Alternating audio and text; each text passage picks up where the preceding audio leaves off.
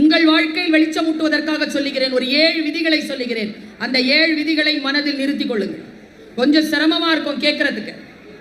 ஆனா யார் ஒருவர் அதை பின்பற்றுகிறார்களோ அவர்களால் ஓரளவு சில உச்சங்களை அடைய முடியும் என்று நினைக்கிறேன்.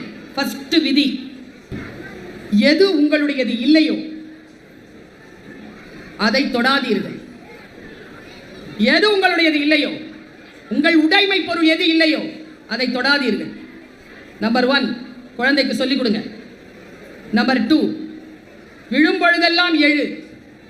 யாராவது வந்து எழுப்புவாங்கன்னு வெயிட் பண்ணாத, நீ எழுந்து நில்லு. ஏன் தெரியுமா? இந்த உலகத்திலேயே நாம் விழுந்துபட வேண்டும் என்று வேடிக்கை பார்க்கின்றவர்களுக்கு, விரும்புகின்றவர்களுக்கு நாம் தருகின்ற பதிலடி அவர்களை கோபித்துக் கொள்வதோ பகைத்துக் கொள்வது அல்ல. நாம் எழுந்து நின்று வெற்றி பெற்று காட்டுவதுதான் நாம் அவர்களுக்கு தருகின்ற பதிலடி.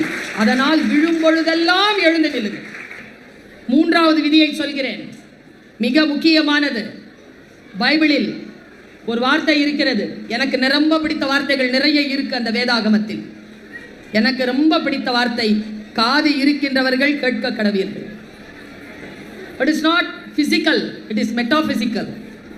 காது இருக்கின்றவர்கள் கேட்க கடவீர்கள். எல்லாருக்கும் தான் எல்லாமே கேக்குதா? அதான் முக்கியம். நான் சொல்ற பேச்சை என் புள்ள கேட்கவே மாட்டேங்கிறாங்கல்ல, அந்த கேக்குதா இல்ல, கேக்குதா? கேட்டுக்கொள்ளுங்கள். குழந்தைகளுக்கும் சொல்லுகிறேன், பெரியவர்களுக்கும் சொல்லுகிறேன். குழந்தைகளே, நீங்கள் வீட்டில் சூழல் அவ்வளோ சுமூகமா இல்லைதான், எனக்கே தெரியும். இல்லை, அம்மா அப்பா ஓஷோ சொல்கிறான், குழந்தைகளை பெற்றோர்களை மன்னிக்காமல் அவர்கள் மீது அன்பு செலுத்த முடியாது.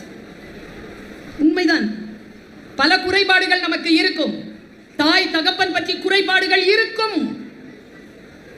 ஆனால் இந்த தாய் இன்றைக்கு சொல்லுகிறேன், உங்கள் மனதிலே வைத்துக் கொள்ளுங்கள், தயவு செய்து அதை உங்கள் நண்பர்களோடு பகிர்ந்து கொள்ளாதீர்கள்.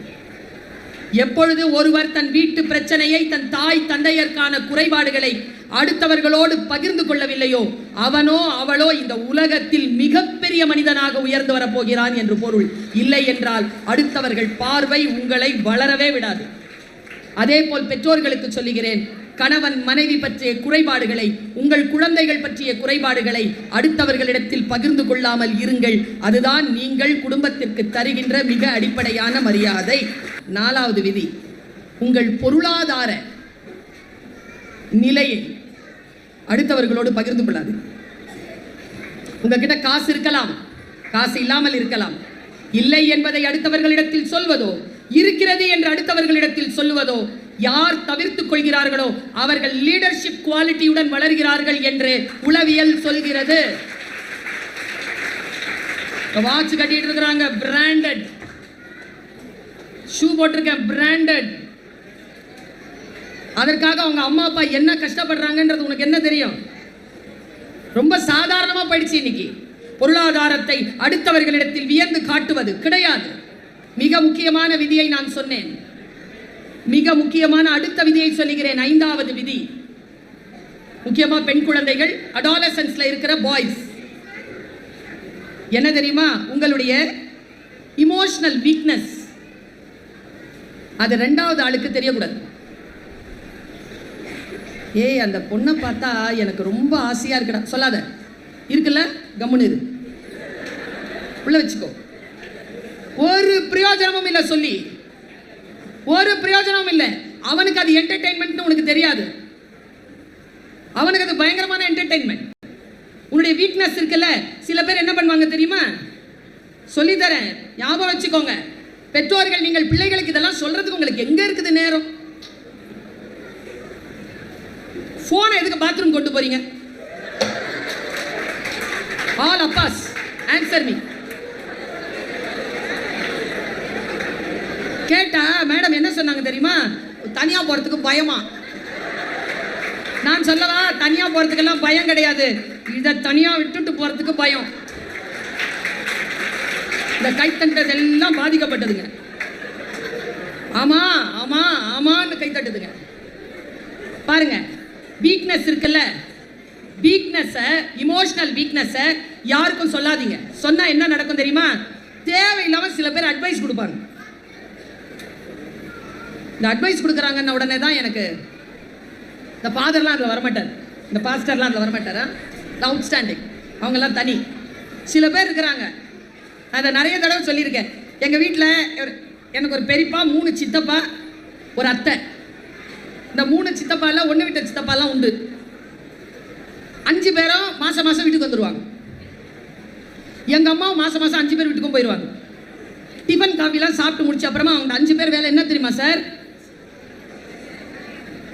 எங்கள் 5 பேரை கூப்பிடுவாங்க எங்கள் அம்மா. நாங்கள் மொத்தம் 5 பேர் எங்கள் வீட்டில். எனக்கு ஒரு அண்ணன், ஒரு அக்கா, ஒரு தம்பி, ஒரு தங்கச்சி, 5 பேர். நாங்கள் வரிசையாக நிறுத்தி வச்சுட்டு எங்கள் அம்மா சொல்லுவாங்க, அட்வைஸ் பண்ணுங்க பாய்ஜான், அட்வைஸ் பண்ணுங்க. தீதி சொல்ற பேச்சே கேட்க மாட்டேங்குதுங்க. இந்த நடுவில் இருக்குது பாருங்க, நான் தான் அது. சொல்லுங்க, இதுல என்ன துயரம் தெரியுமா? அந்த 5 பேர்ல ஒரு சித்தப்பாக்கு அட்வைஸ் பண்ணவே தெரியாது. அதை விட சூப்பர் துயரம் என்ன தெரியுமா தம்பி? அட்வைஸ் பண்ண தெரியாதுன்னு அவருக்கு தெரியாது. ஐயோ 45 நிமிஷம் பேசுவார். நான் என்ன சொல்றேன்? Don't share your emotional weakness to anybody. They will start advising you. That is not going to be helping factor for in your life. சரியா? சில பேர்ல எனக்கு கடந்து போறவங்களை கூட நான் மன்னிச்சிருவேன் மேடம். ஆக்சிடென்ட் ஆகி கிடப்பாங்கல்ல, கடந்து போறவங்களை கூட மன்னிச்சிருவேன். சரி, அச்சோ பார்த்து வந்திருக்கப்படாதா? இவங்களை பார்த்தா எனக்கு வயிறெறிஞ்சு போயிடும். எனக்கு அப்படி சொல்றதுனால என்ன லாபம்ன்ற? விழுந்துட்டேன்ல, விழுந்ததுக்கு அப்புறமா சொல்வியா பார்த்து வரக்கூடாதான்னு? இமோஷனல் வீக்னஸை யாருக்கிட்டையும் சொல்லாதீங்க.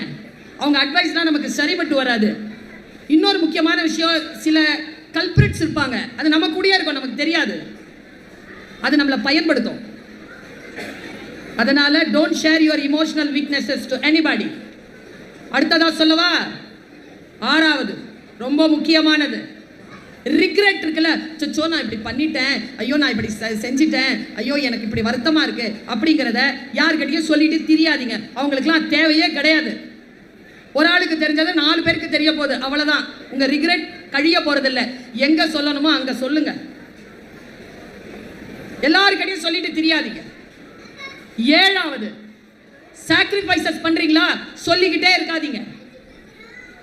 நான் இவ்வளோ பண்ணேன், நான் அவ்வளோ பண்ணேன்னு சொல்லிக்கிட்டே இருக்காதீங்க. அது உங்களுடைய பர்சனாலிட்டியை ரொம்ப கீழே கொண்டு போயிடும். இந்த கை கொடுக்கறது இந்த கைக்கு தெரியக்கூடாதுன்னு சும்மா சொல்லலை. நான் நினைச்சு பார்க்குறேன், இவர்கள் சொன்ன அறிவுரைகளை எல்லாம் நுழைந்து நுழைந்து வருகிறேன். நான் எங்கிருந்தெல்லாம் நான் பொருட்களை எடுத்துக்கொள்கிறேன்னு பார்க்குறேன். இன்னா செய்தாரை ஒருத்தல் அவர் நாண. அப்படின்னா என்ன அர்த்தம்? ஒருத்தங்க நமக்கு கெட்டது செஞ்சா அதுக்கு பதிலா நம்ம நல்லது செய்யணும் கிடையாது.